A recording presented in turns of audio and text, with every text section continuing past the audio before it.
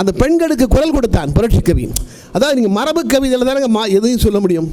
நான் ரொம்ப ரொம்ப விரும்பி படிக்கின்ற ஒரு கவிஞன், உணர்ச்சி கவிஞன் காசி ஆனந்தன். நீங்கள் உணர்ச்சி கவிஞன் காசி ஆனந்தனுடைய கவிதைகளை கேட்கின்ற பொழுது அப்படி இருக்கும்.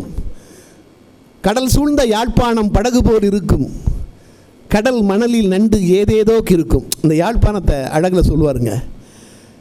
கடல் சூழ்ந்த யாழ்ப்பாணம் படகு போல் இருக்கும், கடல் மணலில் நண்டு ஏதேதோ இருக்கும், குடை போன்ற பனைமரம் பார்ப்போரை வியக்கும், கொள்ளை அழகு பார்ப்போரை மயக்கும், கொள்ளை அழகு என்று உலகமே வியக்கும்.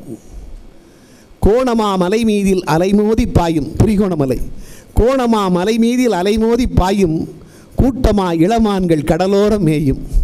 அது சொல்லும் பொழுதே அந்த காட்சி மிகுதி கண் முன்னால் விரியுது.